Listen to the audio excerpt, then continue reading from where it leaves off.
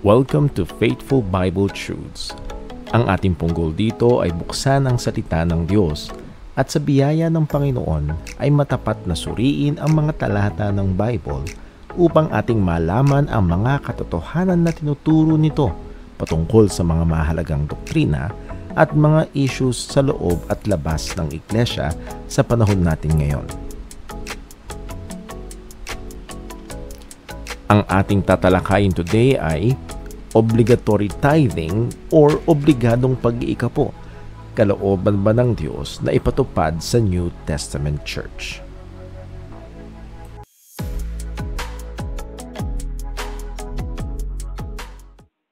Ngayon po ay ating tatalakayin mga patunay mula sa Biblia kung bakit po hindi obligado ang mga mananampalataya ngayong panahon na ito na mag-ikapo sa mga local churches. Biblical proof why tithing is not obligatory to Christians. Ang atin pong batayan ng talata ay Hebrews 7:11 hanggang 12. Narito po, basahin po natin mga kapatid. 7:11 of Hebrews. Narito po ang sinasabi ng talata. Sana po yung nababasa nyo mga kapatid, bear with me. If therefore perfection were by the Levitical priesthood, for under it the people received the law. So please take note, the people, referring to Israel, they received the law. What further need was there that another priest? So there is first ay Levitical priesthood na banggit, ngayon po another priest.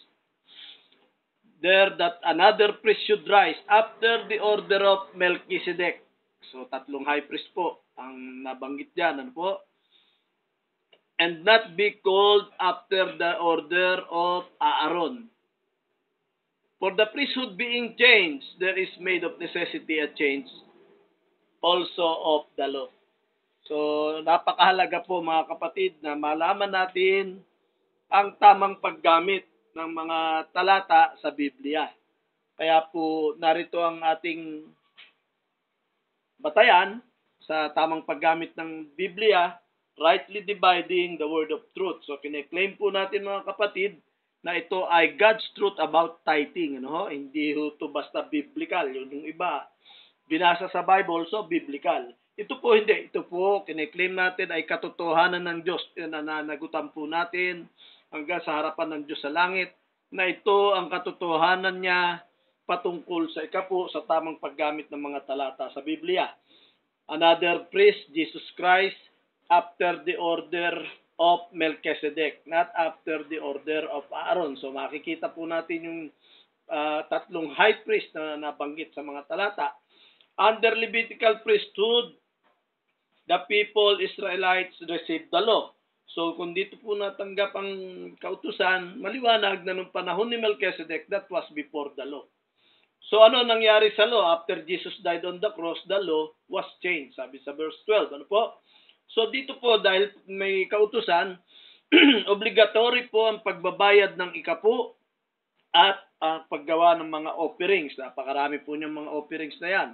So, very popular, Malachi 3:10 at sa New Testament books, sa Gospel Book of Matthew 23:23, dahil hindi pa po namamatay ang Panginoong Hesus sa krus, umiiral pa ang Levitical priesthood. Tandaan po natin yun mga kapatid.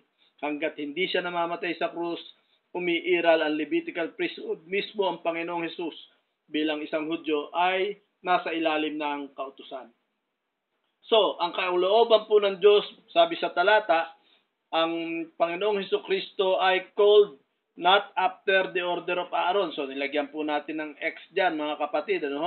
Cross out natin yan. Napakibigat po na kung ito'y kalooban ng Diyos, ay ilalagyan natin ng X mark.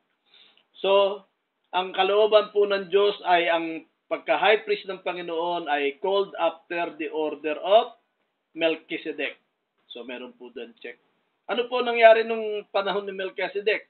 Abraham gave or offered 10% to Melchizedek. 10% ho ng mga samsam. Hindi po yan 10% ng ani. So, dito po, kung may nasamsam siyang mga gold and silver coins, pwede po niyang naiika po yun. So, wala hong restriction. Hindi ho bawal ang pera. Unlike dito sa panahon na ito, bawal po ang pera. Kailangan po ay harvest, not money. And 10% is tax payment. Tandaan po natin mga kapatid, pagka po tax payment, ito ay nakatakda at obligatory kahit po sa panahon natin ngayon.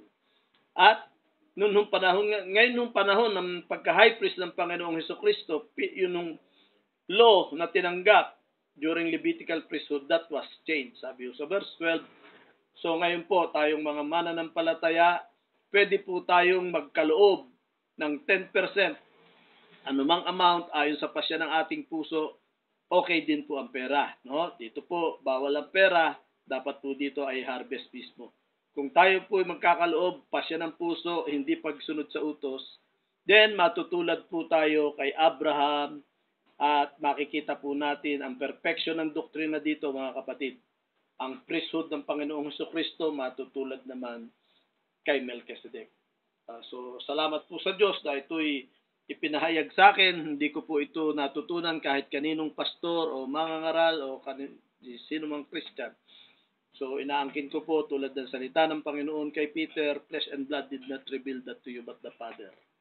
So, ito po ay nireveal sa akin ng Diyos, pinagkatiwala sa akin ng Diyos. Ngayon po ay dinadala ko sa inyo mga kapatid. At dito po sa bahaging ito ay hinihingi ko po ang inyong tulong at paglilingkod natin pareho sa Diyos. Ito po ay kung maaari i-share ninyo, i-post ninyo sa iba, parating natin sa pinakamaraming pwedeng ikarating. Gamitin po natin ang ating mga computers and anything.